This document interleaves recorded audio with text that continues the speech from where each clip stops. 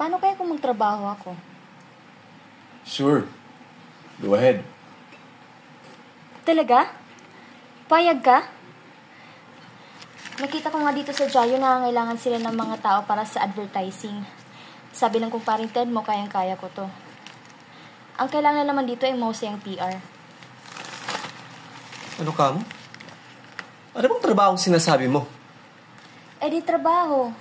Sa labas, opisina. Total, malalaki rin naman yung mga anak natin, di ba? At kinonsulta mo yun sa parang Ted ko? Nagkabanggitan lang naman. Ano bang gusto mong palabasin? Nasa kumparing Ted ko una kang kumukonsulta? Ano mo ba siya? Sabihin mo nga sa akin? Umalit bang kinikita ko? Meron ka bang mga gustong hindi ko maibigay? Eh, hindi naman sa ganun. Hindi ka magtatrabaho habang akong lalaki sa ating dalawa. And that is final!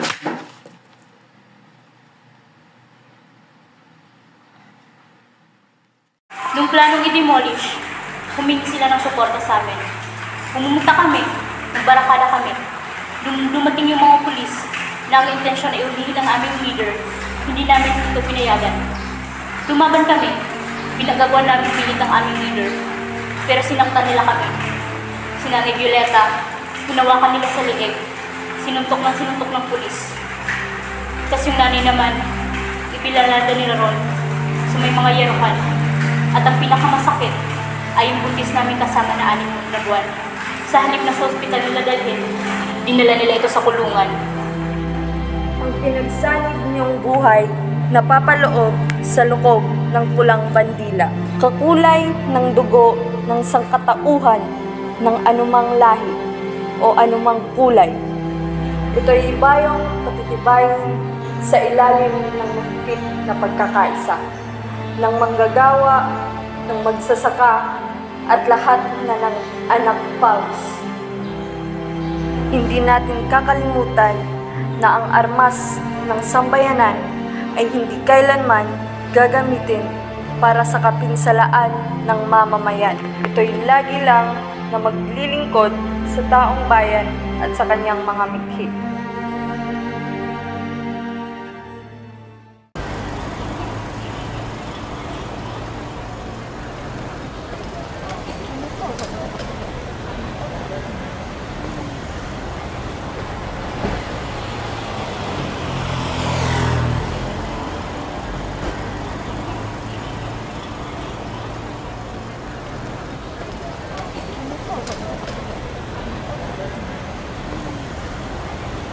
Marami akong pinipilit pag-aralan. Pinipilit kong pag-aralan ng mga isip ng mga sundalo at pulis. At kung anong demonyong meron sila para magawang magpahirap at pumatay. At kung anong klaseng asawa o magulang sila.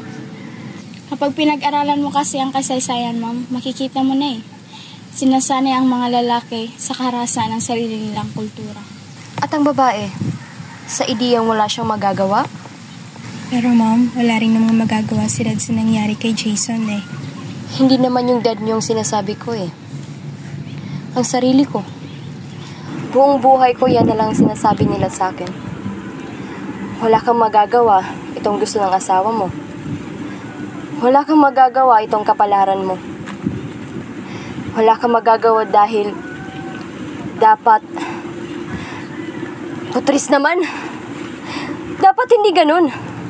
Tapos sasabihin ng daddy nyo, hindi lang anak ko ang dinukot? Hindi lang anak ko ang pinatay? Lalo akong nagigigil. Lalo akong nagagalit. Kasi kung nanay ka talaga, hindi ka lang dapat nanganganak. Kundi naipaglalaban mo rin ang anak mo. Dapat kaya mo rin pumatay para sa anak mo. Gusto ko lang naman malaman bakit nila pinatay ang anak ko. Hindi masamang tao ang anak ko. Kahit sa oras na to, humarap ako sa Diyos. O kahit anong demonyo, hindi masamang tao ang anak ko. Diyos ko! Hindi masamang tao si Jason. Hindi masamang tao ang anak ko. May problema ka ba sa iba't mong anak? Sabihin mo lang. Ano ba reklamo mo? Ano bang gusto mo? Gusto ko nang humiwalay sa'yo. Pakiulit mo nga. Tama ba yung narinig ko? My God, Amanda. Ano ba nangyayari sa'yo? May dinaramdam ka ba o something? Come on, Ma'am. Huwag mong sabihin to. Dahil pag ang babae gustong humiwalay, hindi niya na sinasabi to. Umaalis na lang siya. Pag umalis lang ang babae, hindi na talaga gustong himiwalay. Gusto lang niya magtaka ang asawa niya. Hanapin siya, suyuin siya. Gusto lang niya ng atensyon. Oh, okay. You did it. You didn't even shock me. Now, let's sit down and talk about it. Okay? What is it that you want? Okay, malapit na yung birthday mo. Ano gusto mo? Gusto mong puparty? Gusto mo ng alahas? Gusto mong ilabas kita? I-hotel kita? Ipasyal kita sa ibang bansa? Alam mo, hindi ako mahilig makipaglokohan. Kung meron kang gustong sabihin, sabihin mo sa akin na hindi ka naliloko na parang bata. Ang hirap sa'yo, akala mo lahat nabibili ng pera. Na hindi mo nga ako maintindihan. Kasi buong buhay ko, puro nanay lang ako. Na hindi naman ako mahusay na. Alam ko, nababasa ko sa'yo. O ano ngayon yung yan? Gusto mong isabat sa akin na kung mahusay akong ina? Sana'y gising ako buong magdabag habang hinihintay kong umuwi sa akong anak? Na dapat, naramdaman ko nung mangyayari kay Jason katulad na naramdaman ko nung mangyayari kay Jules? Bakit hindi mo isabat sa akin ng diretsyo? Na hindi ko mahal ang mga anak ko ng pantay-pantay katulad ng pagmamahal ko sa panganay kong anak? Para masabi ko sa'yo, hindi totoo yan! Hindi totoo yan! Akala ko lang kasi, mas kailangan ako ng anak kong panganay. Mas marami siyang binibigay sa akin pag-alala. Yun lang naman yun eh. Pero hindi mo pa rin naiintindihan.